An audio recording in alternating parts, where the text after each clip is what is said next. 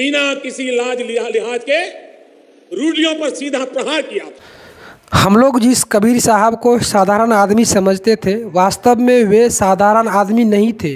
वे साक्षात परमात्मा थे जो सतलोक से स्वशरीर चलकर आए और सतलोक स्वशरीर चले गए।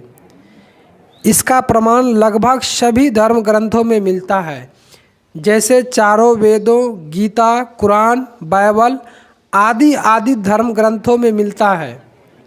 लेकिन हमारे कुछ नकली धर्म गुरुओं और पंडितों ने हम लोगों को इन तथ्यों से दूर रखा ताकि हम लोग पूर्ण परमात्मा को नहीं पहचान पाए और हमारी दुकानें ना बंद हो जाए।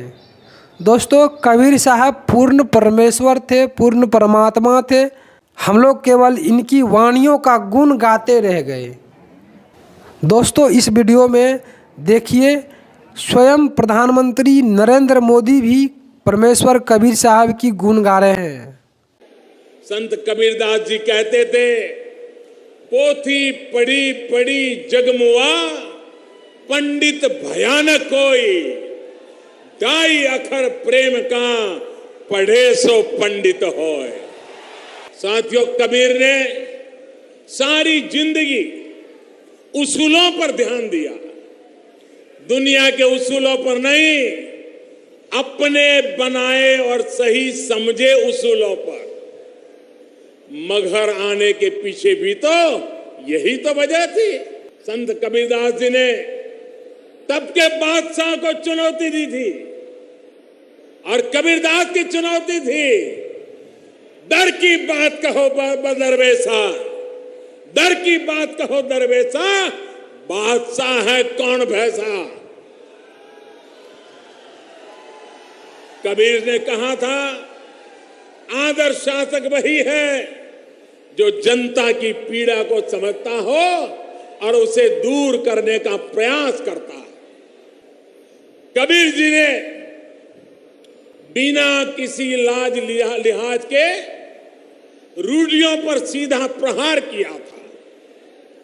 मनुष्य के बीच भेद करने वाली हर व्यवस्था को चुनौती दी थी। कबीर श्रमयोगी थे, कर्मयोगी थे। करीम ने कहा था, काल करे सो आज कर।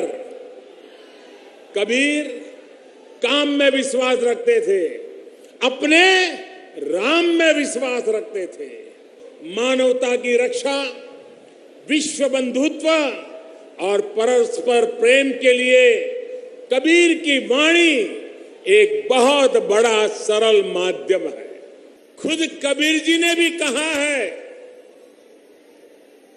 तीर्थ गए तो एक फल, तीर्थ गए ते एक फल, संत मिले फल चार, सद्गुरु मिले अनेक फल, कहे कबीर विचार।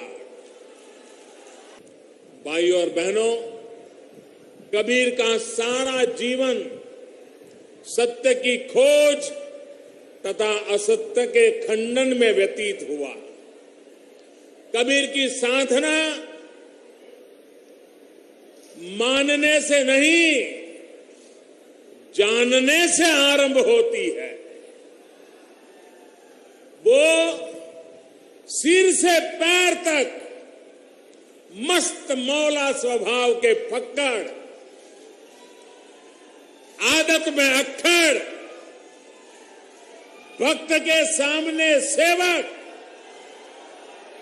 बातकात के सामने प्रचंड दिलेर, दिल के साफ, दिमाग के दुरुस्त, भीतर से कोमल, बाहर से कठोर थे। वो जन्म के धन्य से ही नहीं, अपने कर्म से बंधनीय हो गए। महात्मा कबीरदास वो धूल से उठे थे, लेकिन माथे का चंदन बन गए। महात्मा कबीरदास व्यक्ति से अभिव्यक्ति हो गए और इससे भी आगे वो शब्द से शब्द ब्रह्म हो गए। समाज को सदियों से निरंतर दिशा दे रहे मार्गदर्शक, समभाव और समरसता के प्रतिबिंब महात्मा कबीर को उनकी ही निर्वाण भूमि से मैं एक बार फिर कोटि कोटि नमन करता हूं। ऐसा कहते हैं कि यहीं पर संत कबीर, गुरु नानक देव और बाबा गोरखनाथ जी ने एक साथ बैठ करके आध्यात्मिक चर्चा की थी। तो देखा आप लोगों ने कैसे स्वयं प्रधानमंत्री नरेंद्र मोदी भी कबीर परमेश्वर की गुण गा रहे हैं। तो दोस्तों वीडियो कैसी लगी कमेंट में ज़रूर बताइएगा।